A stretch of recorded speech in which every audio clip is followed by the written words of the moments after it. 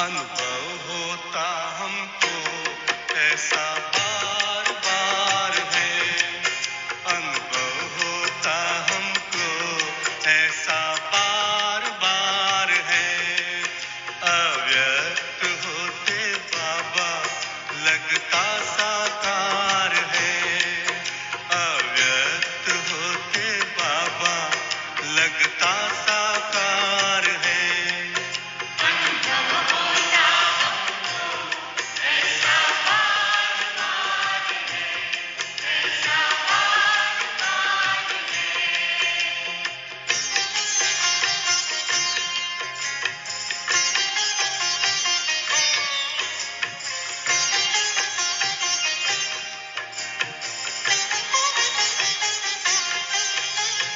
मधुबन के आंगन में जिधर भी हम जाएं, मीठे प्यारे बाबा की झलक उधर पाए, मीठे प्यारे बाबा की झलक उधर पाए। आंखों से होता अब भी उनका दीदार है, आंखों से होता अब भी उनका दीदार है।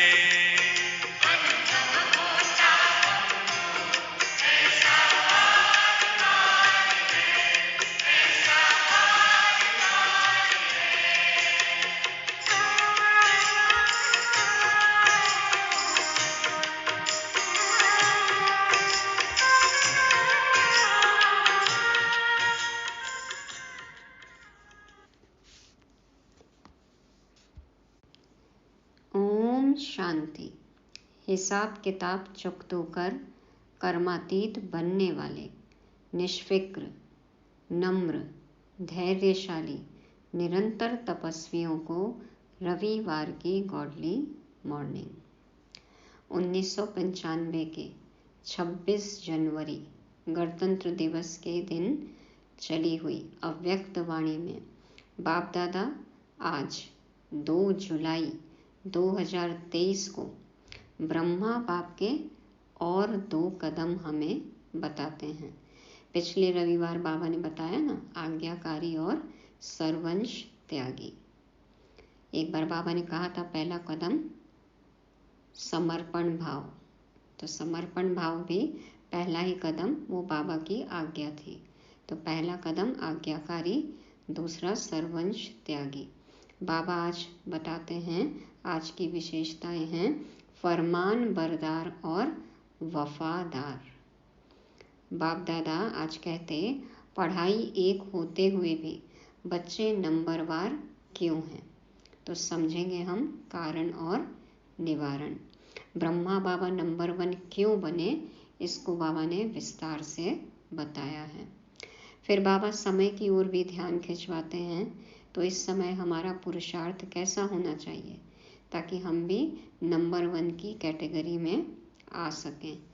तो ये युक्तियाँ जानने के लिए सुनते हैं अव्यक्त वाणी, जिसका शीर्षक है ब्रह्मा बाप के और 2 कदम, फरमान बरदार वफादार। ब्रह्मा बाप के और 2 कदम, फरमान बरदार वफादार। आज बाप दादा चारों ओर के स्नेही और सहयोगी बच्चों को और शक्तिशाली समान बच्चों को देख रहे हैं। बाबा स्नेही, सहयोगी और बाप के समान शक्तिशाली बच्चों को देख रहे हैं। स्नेही सभी बच्चे हैं, लेकिन शक्तिशाली यथाशक्ति हैं।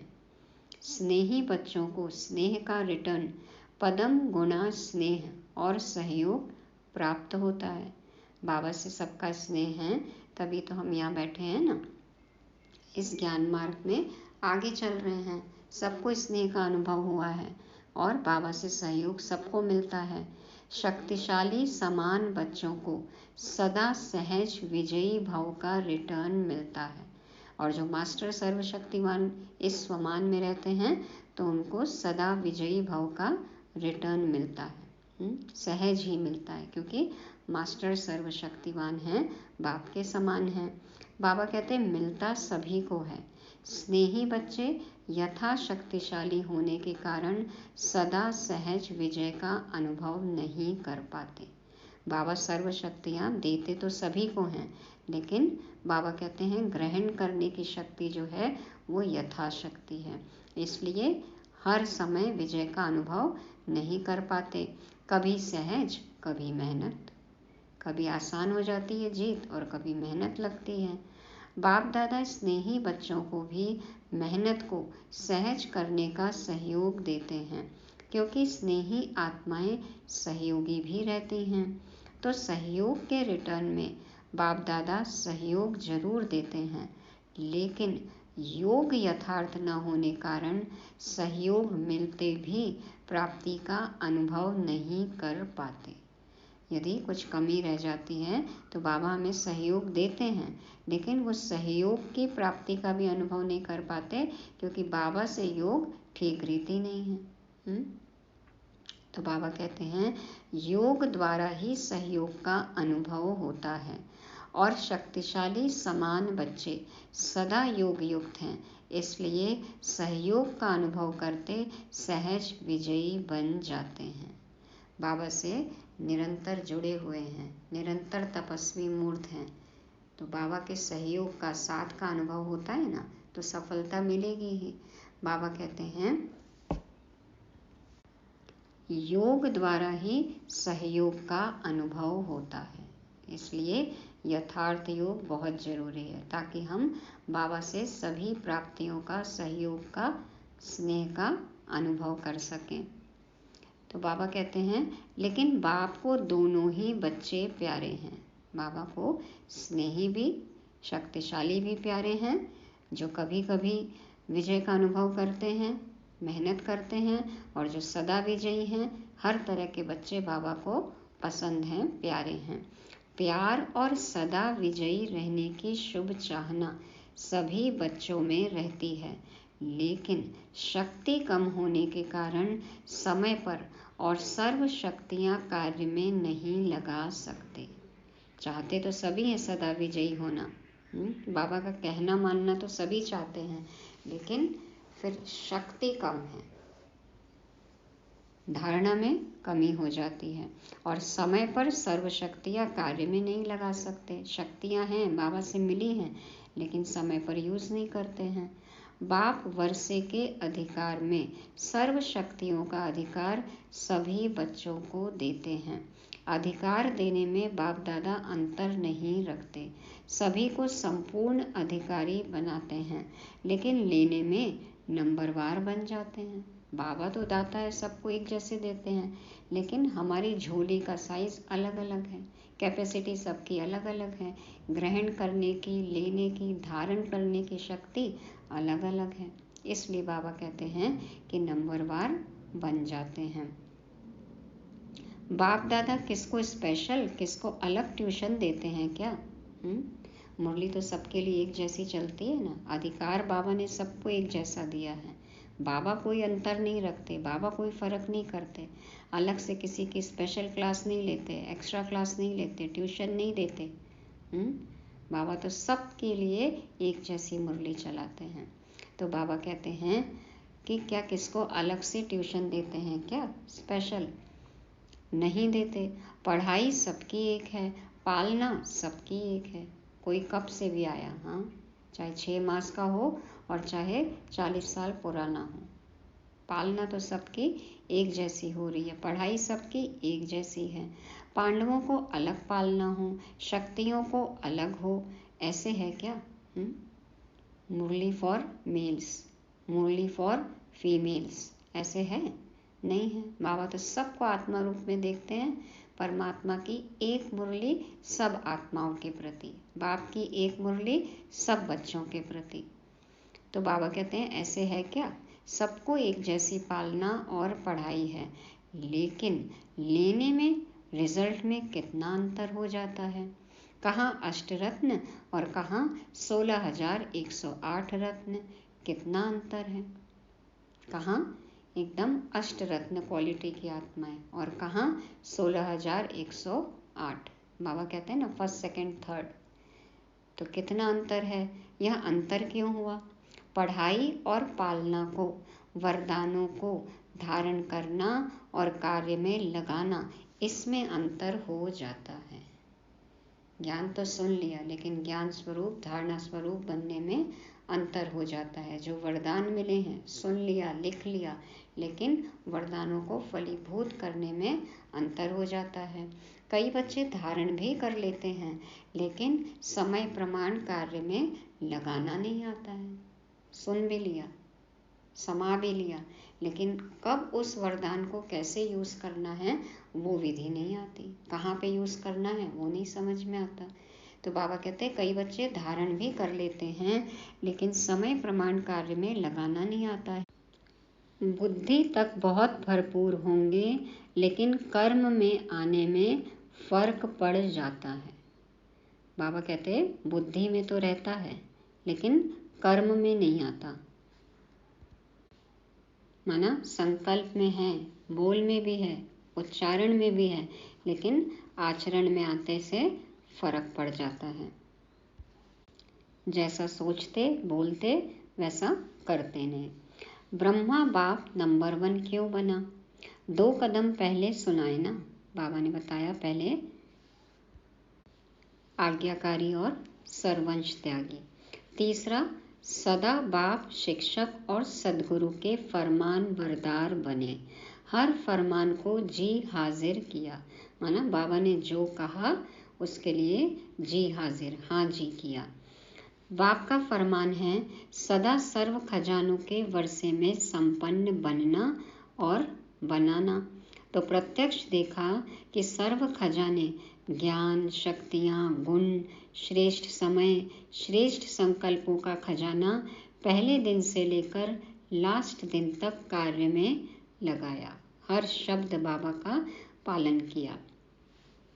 लास्ट दिन भी समय, संकल्प बच्चों प्रति लगाया। सबको पता है ना बाबा के अंतिम दिन की भी कहानी।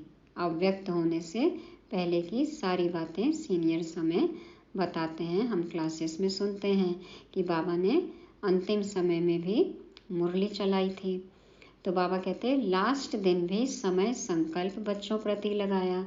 ज्ञान का खजाना, याद की शक्ति और सहनशीलता के गुण का स्वरूप, यह सब खजाने लास्ट समय तक शरीर को भी भूल सेवा में, प्रैक्टिकल में लगाकर दिखाया। बाबा ने मुरली तो चलाई, फिर बाद में पूछा गया था ना बाबा से, जब अव्यक्त हो गए थे, तो अंतिम समय में कैसे कर्म योग था और कैसे कर्म भोग था। बाबा ने बताया ना, उसके बीच में बाबा की क्या स्थिति थी वो बाद में बाबा ने शेयर किया था।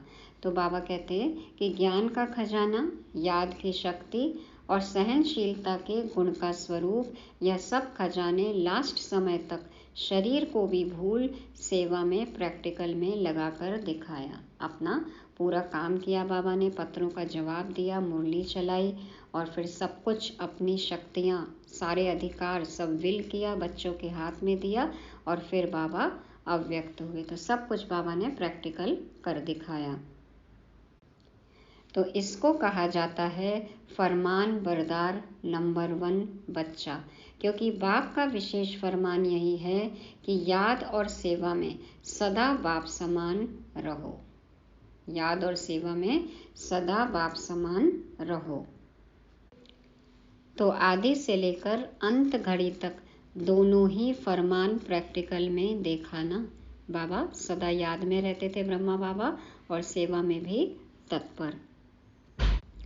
आगे बाबा कहते स्नेह की निशानी है फॉलो करना। यदि बाबा से स्नेह है, प्यार है, तो उनको फॉलो करे, उन जैसा बने। तो चेक करो, आदि से अब तक सर्व खजानों को स्व के साथ साथ सेवा में लगाया है। बाबा ने हमें जो भी खजाने दिए, खुद के लिए, औरों के लिए हमने यूज़ किया है। बाप का फरमान एक श्वास व संकल्प सेकंड व्यर्थ नहीं गंवाना है। एक भी श्वास, संकल्प, सेकंड व्यर्थ न जाए। तो सारे दिन में ये फरमान प्रैक्टिकल में लाया। अब हम चेक करें हमारा समय कहाँ जाता है, हम क्या सोचते हैं, क्या करते हैं। बाबा कहते हैं कि सारे दिन में ये फरमान प्रैक्टिकल में लाया, वह कभी लाया कभी नहीं लाया। अगर कभी कभी फरमान बरदार बने और कभी नहीं बने तो किस लिस्ट में जाएंगे? अगर बाप दादा फरमान बरदार की लिस्ट निकाले तो आप किस लिस्ट में होंगे? हमको तो पता है ना हमारा नाम कहाँ होगा। अपने को तो जानते हो ना, क्योंकि आप सभी सर्व खजानों के ट्रस्टी मालिक हो। सबको चेक करना है कि सभी सर्व खजानों के मालिक हैं, ट्रस्टी हैं। तो एक संकल्प भी बिना बाप के फरमान के यूज नहीं कर सकते हो। कल ही बोला ना, तन मन धन सब तेरा। तो सब तेरा है तो फिर मेरा कैसे होगा? फिर खुद के प्रति कैसे यूज कर सकते, मनमत से कैसे यूज कर सकते? तो बाबा कहते हैं तो एक संकल्प भी बिना बाप के फरमान के यूज नहीं कर सकते हो। या सोचते हो कि हम बालक सो मालिक हैं, इसलिए व्यर्थ गवाएं या क्या भी करें, इसमें बाप का क्या जाता है? कि बाबा ने हमको ही मालिक बना दिया, बालक सो मालिक कह के, तो अब हम पूरे अधिकार से कुछ भी चाहें तो कुछ भी कर सकते हैं। बाबा का इसमें क्या जाता है? तो बाप ने दे दिया, अभी हिसाब क्यों लेते हैं? नहीं, ऐसा नहीं सोचना है कि बाप ने दे दिया अभी हिसाब क्यों लेते हैं। नहीं, आप रोज बाप के आगे कहते हो कि सब तेरा है, मेरा नहीं। कहते हो ना, भक्ति में भी कहते आए, तन मन धन सब है तेरा, क्या लागे मेरा। तो बाबा वही याद दिला रहे हैं। कहते हो ना कि टाइम पर मेरा और टाइम पर तेरा। कि जब नहीं चाहिए तो तेरा कर देते हैं और जब चाहिए तो मेरा कह लेते हैं, यूज़ कर लेते हैं। जब हमारा मतलब हो तो मेरा, वैसे तेरा। ऐसी चतुराई तो नहीं करते हो। ब्रह्मा बाप को देखा, अपना आराम का समय भी विचार सागर मंथन कर बच्चों के प्रति लगाया। रात्रि में भी जागकर बच्चों को योग की शक्ति देते रहे। बाबा देखो कहते थे ना कि रात रात जागकर बच्चों के लिए गरम गरम हलवा तैयार करता हूँ, फिर सुबह मुरली चलाते थे बाबा। तो खुद का आराम का समय भी बच्चों के नाम कर दिया, सेवा के लिए यूज़ किया उसको। तो रात्रि में भी जागकर बच्चों को योग की शक्ति देते रहे।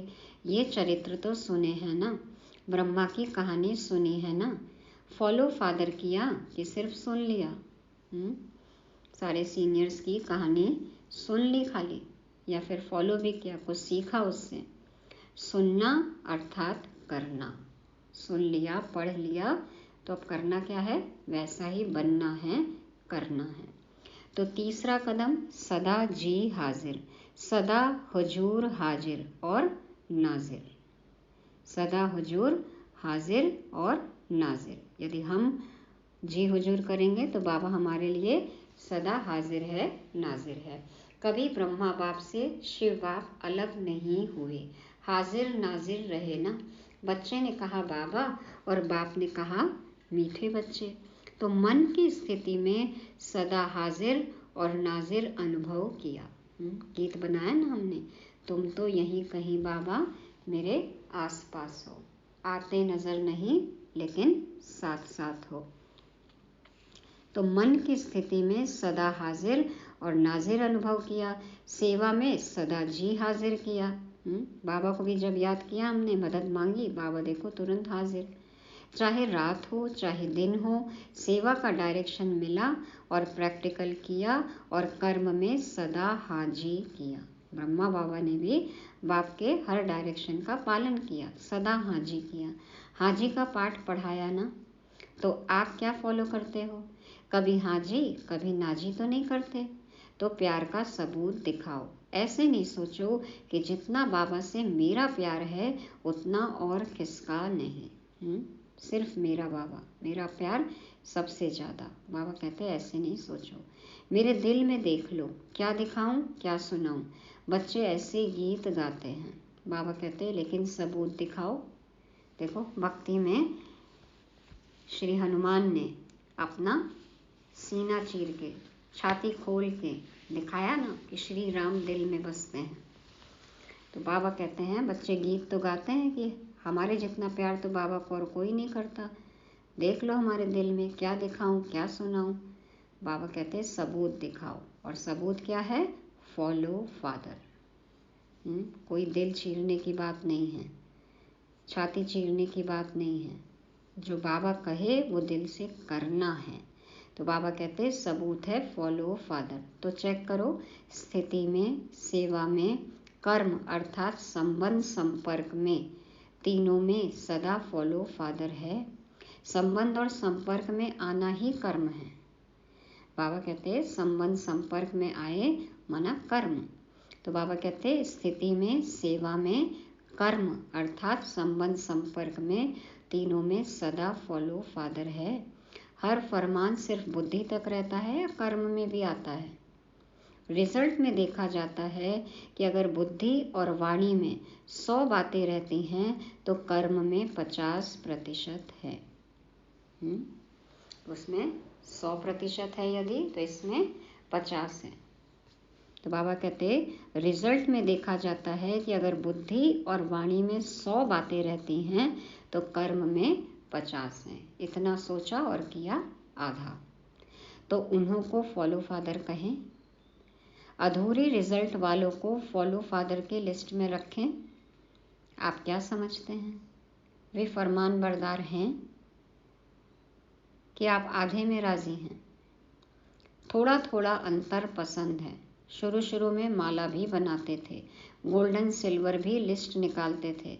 तो अभी फिर से लिस्ट निकाले कि सिल्वर में नाम देखकर कॉपर बन जाएंगे। बाबा कह रहे अभी लिस्ट बता दें, नाम बता दें तो बच्चे और दिल शिकस्त हो जाएंगे और नीचे आ जाएंगे। अब बाबा ध्यान दिलवाते हैं समय की तरफ। समय की सूचना बाप तो दे ही रहे हैं, लेकिन प्रकृति भी दे रही है। अभी तो देख रहे हैं ना, सब भविष्यवाणियां भी आ रही हैं। तो बाबा कहते हैं समय की सूचना बाप तो दे ही रहे हैं, लेकिन प्रकृति भी दे रही है। प्रकृति भी चैलेंज कर रही है। तो समय के प्रमाण आप लोग औरों को भी सूचना देते रहते हो। भाषणों में सबको कहते हो कि समय आ गया है, समय आ गया है। तो अपने को भी कहते हो या सिर्फ दूसरों को कहते हो?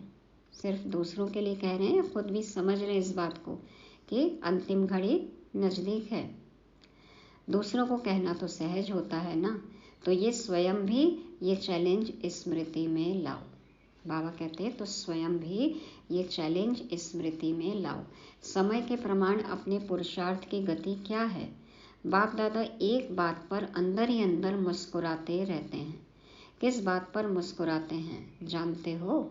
एक तरफ मेजॉरिटी बच्चे कभी कभी 1 सेकंड ये सोचते हैं कि समय प्रमाण पुरुषार्थ में तीव्रता होनी चाहिए, और दूसरी तरफ जब माया अपना प्रभाव डाल देती है तो दूसरे सेकंड ये सोचते हैं कि यह तो सब चलता ही है, ये तो महारथियों से भी परंपरा चला आता है। एक तरफ तो कहते हैं कि अब समय नहीं है, तीव्र पुरुषार्थ करना है, और फिर माया से हार खा लेते हैं तो अपने आप को सांत्वना देते हैं कि ये सब तो चलता ही है, महारथी भी तो ऐसे कर रहे हैं इतने दिनों से, वो भी तो इतने सालों से चल रहे हैं, लेकिन उनका भी कैसा कर्म है, वो भी तो बाप के हर डायरेक्शन को नहीं मान रहे हैं।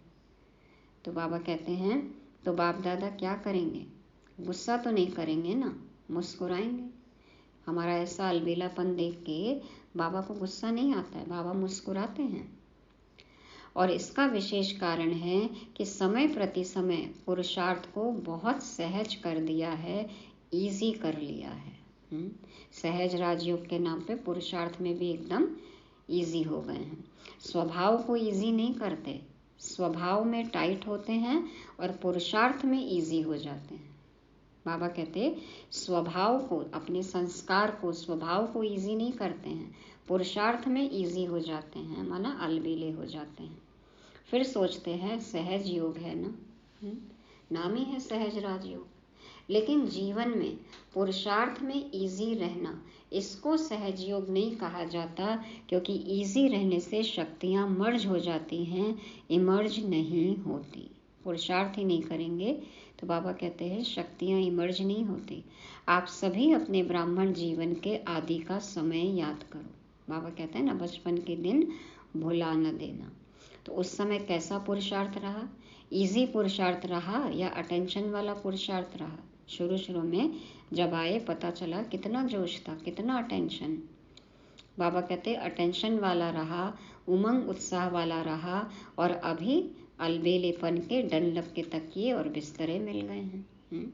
अब तो हमारे ही बाबा है, हम ही बच्चे हैं, हमसे ही बाबा को काम लेना है। मिल गया भगवान। तो फिर बाबा कहते डंडक के गद्दे तकिए लगाकर बच्चे सो जाते हैं, माना बाप के डायरेक्शन पर ध्यान नहीं देते हैं। तो साधनों ने आराम पसंद ज़्यादा बना दिया है। साधना को भूल गए, साधनों में अटक गए। तो अपने आदि के पुरुषार्थ, आदि की सेवा और आदि के उमंग उत्साह को चेक करो। क्या था?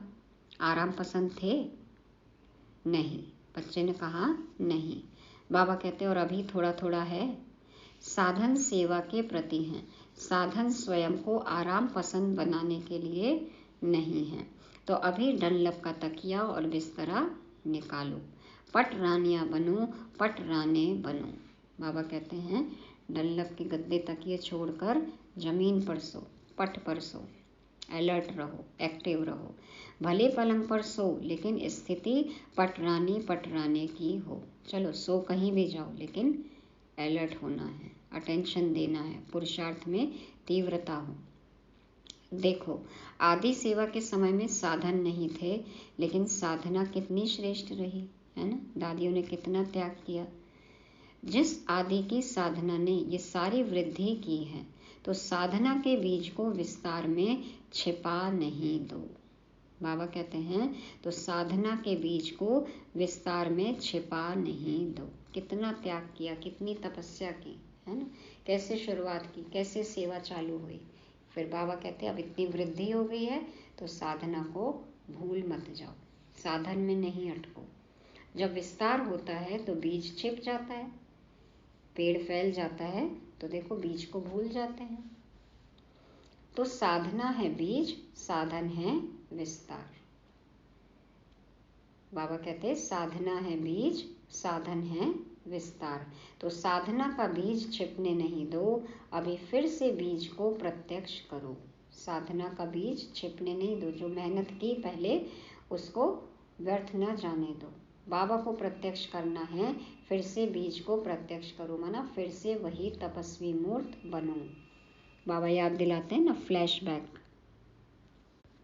इसीलिए बाबा बार बार गीत बजाते थे, बचपन के दिन भुला न देना। तो याद रहे कि साधना मुख्य है, साधन नहीं।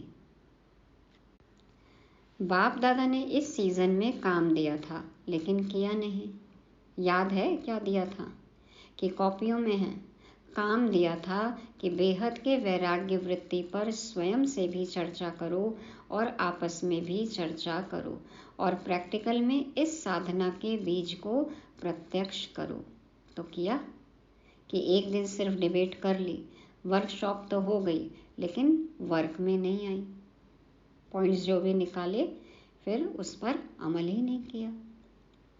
तो वर्तमान समय के प्रमाण अभी अपनी सेवा व सेवा स्थानों की दिनचर्या बेहद के वैराग्य वृत्ति की बनाओ। अभी आराम की दिनचर्या मिक्स हो गई है। यह अलबेलापन शरीर की छोटी छोटी बीमारियों के भी बहाने बनाता है। पहले भी तो बीमारी होती थी ना, लेकिन सेवा का उमंग बीमारी को मर्ज कर देता है। बाबा कहते हैं यदि सेवा का उमंग उत्साह होगा तो बीमारी की तरफ ध्यान ही नहीं जाएगा। जब कोई आपके दिल पसंद सेवा होती है तो बीमारी याद आती है। छोटा मोटा कोई दर्द होता है, यदि हमारे इंटरेस्ट का काम होता है तो देखो वो दर्द ध्यान में ही नहीं आता। अगर आपको इंचार्ज बहन कहे नहीं आपकी तबीयत ठीक नहीं है, दूसरे को करने दो, तो करने देंगे? उस समय बुखार व सिर दर्द कहाँ चला जाता है। और जब सेवा कोई पसंद नहीं होगी तो क्या होगा? सिर दर्द भी आ जाएगा तो पेट दर्द भी आ जाएगा। सुनाया है ना कि अगर बहानेबाजी में बुखार कहेंगी तो टीचर कहेंगी कि थर्मामीटर लगाओ, लेकिन पेट दर्द और सिर दर्द का थर्मामीटर तो है ही नहीं। कैसे पता चले पेट में दर्द है और सिर दर्द है?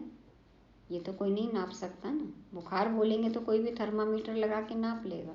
तो बहाने भी ऐसे देते हैं कि कोई पकड़ ना सके। बाबा कहते हैं मूड ठीक नहीं होगा और कहेंगे कि पेट दर्द है। तो ये अलबेलेपन के बहाने हैं। देखो बाबा को तो सब पता चलता है ना।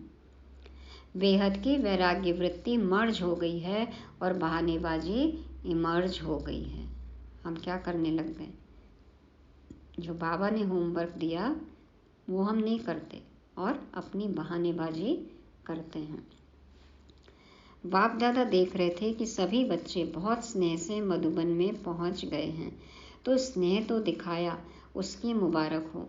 बाप दादा को भी बच्चों की खुशी देखकर खुशी होती है, लेकिन आगे क्या करना है? सिर्फ मधुबन तक पहुंचना है या स्नेह का सबूत दिखाने के लिए फरिश्ते रूप में वतन में पहुंचना है? क्या करना है? मधुबन में पहुंचे उसकी मुबारक है, लेकिन फरिश्ता बन वतन में कब पहुंचेंगे? चलते फिरते आप सभी को फरिश्ता ही देखें। बोलचाल, रहन सहन सब फरिश्तों का बन जाए। और फरिश्ते का अर्थ ही है डबल लाइट। तो दिनचर्या में लाइट नहीं बनना है, लेकिन संबंध संपर्क में स्थिति में लाइट। संबंध संपर्क स्थिति में लाइट, लेकिन दिनचर्या में लाइट नहीं बनना, माना अलबेले नहीं बनना। मर्यादा तो सब पालन करनी है। तो लाइट बनना आता है कि बोझ खींचता है?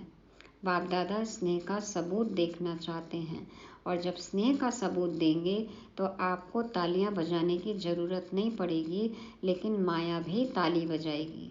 क्या कहेगी माया? वाह विजयी वाह। प्रकृति भी ताली बजाएगी। तो अभी कुछ परिवर्तन करो। जब हम स्व परिवर्तन करेंगे, बाबा का कहना मानेंगे, तो माया प्रकृति सब हमारे लिए ताली बजाएगी। हम माया जीत प्रकृति जीत बन जाएंगे। क्या गाएगी माया हमारे लिए? वाह विजयी वाह। अभी स्वयं को स्नेह के साथ शक्तिशाली बनाओ। स्वयं के परिवर्तन में शक्ति रूप बनो। सहज योगी करके अलबेलापन नहीं लाओ। बाप दादा देखते हैं कि स्व प्रति, चाहे सेवा प्रति, चाहे औरों के संबंध संपर्क प्रति अलबेलापन ज़्यादा आ गया है। ऐसे नहीं सोचो कि सब चलता है। एक दो को कॉपी नहीं करो, बाप को कॉपी करो। मुख्य पॉइंट है ये कि एक दो को नहीं देखना है, ब्रदर सिस्टर को नहीं देखना है, हमें बाप को देखना है। Follow mother father. दूसरों को देखने की आदत थोड़ी ज़्यादा हो गई है। अपने को देखने में अलबेलापन आ गया है। बाप दादा ने सुनाया था ना कि नज़दीक की नज़र कमज़ोर हो गई है और दूर की नज़र तेज हो गई है। तो अभी क्या करेंगे? सीजन का फल क्या देंगे कि बाप आया, मिला, मनाया, मुरली सुनी, ये फल है। हर सीजन का फल होता है ना। तो इस सीजन का फल बाप दादा को क्या भोग लगाएंगे? भोग लगाते हो तो फल भी रखते हो ना, वो तो बाजार में मिल जाता है, कोई बड़ी बात नहीं। अब इस सीजन का फल क्या भेंट करेंगे या भोग लगाएंगे? लगाना है या मुश्किल है? तो देखेंगे कि नंबर 1 भोग कहाँ से आता है। वायदा तो बहुत अच्छा करके जाते हो, कभी भी ना नहीं करते हो, हाँ ही करते हो। देखो हम हाँ करते हैं, दो हाथ उठा लेते हैं। बाबा कहते खुश कर देते हो, लेकिन अभी क्या करेंगे? टीचर्स नंबर 1 भोग लगाएंगी ना, सभी सेंटर्स का भोग देखेंगे। प्रवृत्ति वाले भी भोग तो लगाते हो ना कि खुद ही खा जाते हो? घर में रहने वाले बाबा को भोग लगाते हैं या खा जाते हैं खुद ही? पूछ रहे हैं बाबा। तो ये नहीं सोचना कि सिर्फ सेंटर्स वालों का काम है, सभी का काम है। तो फरमान बरदार का कदम प्रैक्टिकल में लाना है। जो बाबा ने कहा वो करना ही है। चौथा कदम है वफादार। ये बाबा ने बताया फरमान बरदार, और अब बाबा बताते हैं वफादार। कभी भी मन से, बुद्धि से, संकल्प से बाप के बेवफा नहीं बनना। कभी भी मन, बुद्धि, संकल्प से बाप के बेवफा नहीं बनना। वफादार का अर्थ ही है सदा एक बाप दूसरा ना कोई। वफादार का अर्थ ही है सदा एक बाप दूसरा ना कोई। संकल्प में भी देह, देह के संबंध, देह के पदार्थ व देहधारी व्यक्ति आकर्षित नहीं करें। जैसे जब पति पत्नी एक दो के वफादार बनते हैं तो स्वप्न में भी अगर पर की याद आ गई, माना किसी दूसरे की याद आ गई, तो वफादार नहीं कहा जाता। तो ब्रह्मा बाप को देखा, संकल्प भी दूसरे के तरफ नहीं। शिव बाबा के अलावा किसी के बारे में भी नहीं सोचते, सिर्फ बाबा और बाबा का कार्य, याद और सेवा। एक बाप सब कुछ है, इसको कहा जाता है वफादार। एक में, एक से और एक के लिए, तो इसको कहा जाता है वफादार। अगर पदार्थ की भी आकर्षण है, साधनों की भी आकर्षण है, तो साधना खंडित हो जाती है, वफादारी खंडित हो जाती है। किसी भी चीज का यदि आकर्षण है तो बाबा कहते हैं वफादारी खंडित हो जाती है। और खंडित कभी भी संपन्न पूज्य नहीं गाया जाता है। तो चेक करो कि संकल्प में भी कोई आकर्षण बेवफा तो नहीं बना देती। बाबा के अलावा किसी भी वस्तु, व्यक्ति, किसी भी बात का ख्याल है तो बाबा कहते हैं कि वो बेवफाई है। तो चेक करो कि कोई भी आकर्षण बेवफा तो नहीं बना देता।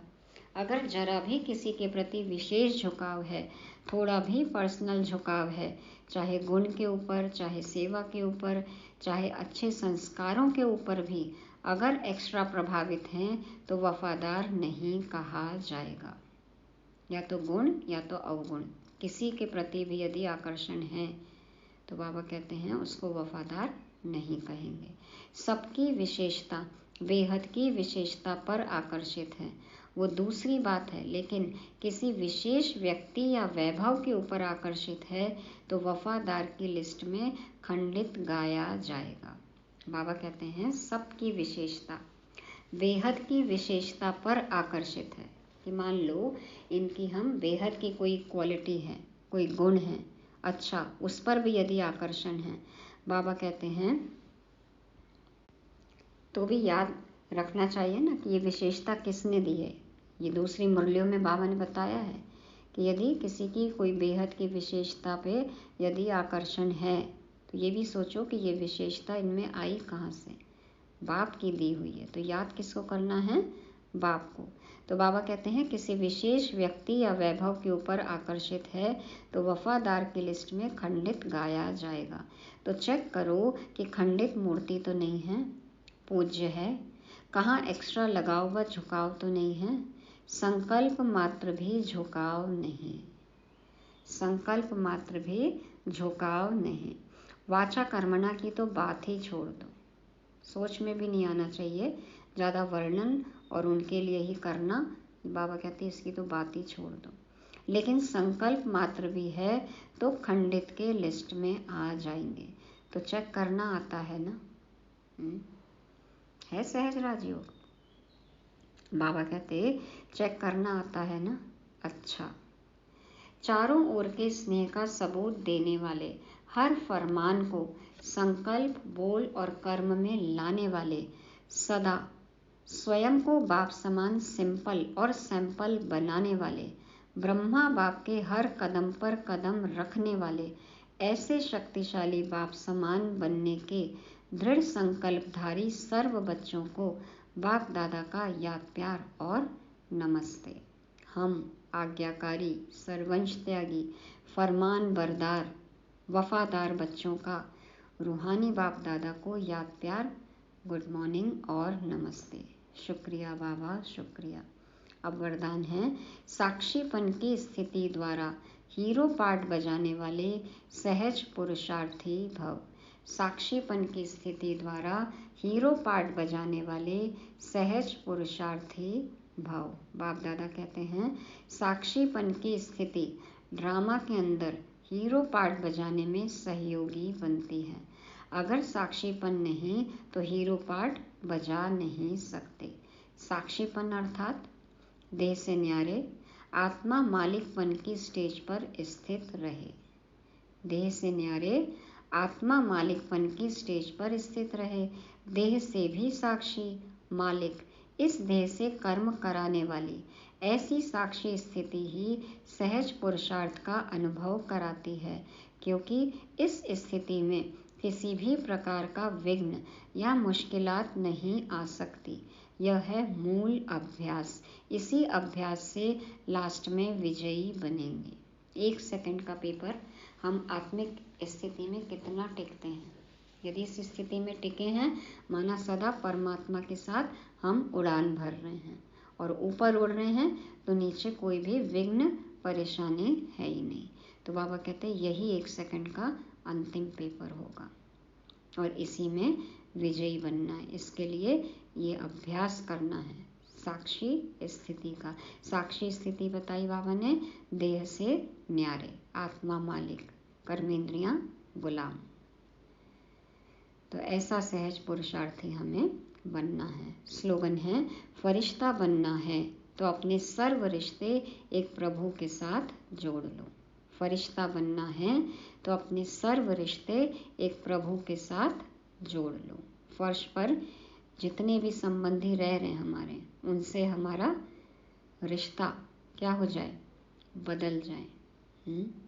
बंधन सेवा के संबंध में बदल जाए और अर्श पे रहने वाले, अर्श से ऊपर रहने वाले परमात्मा से हमारा सारा रिश्ता, उसको कहेंगे फरिश्ता।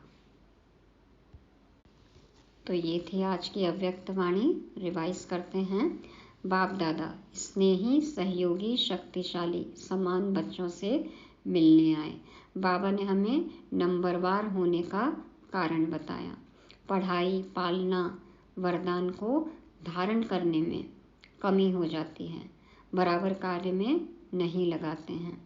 और ब्रह्मा बाबा नंबर 1 क्यों बने?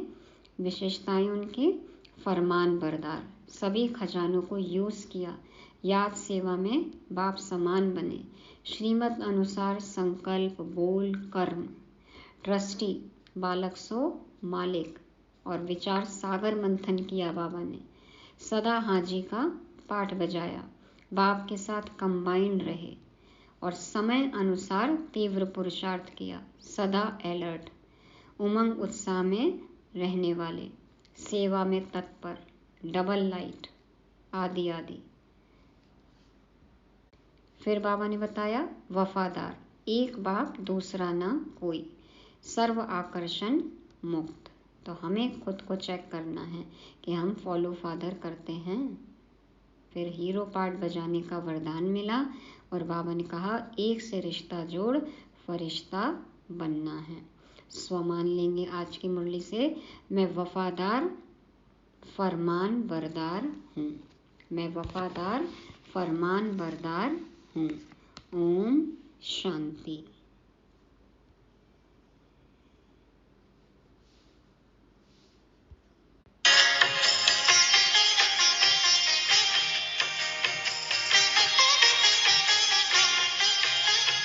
बाबा के वरदानों से हम सुख पाए, उनके अमृत बोलों को हम जग में फैलाए, उनके अमृत बोलों को हम जग में फैलाए।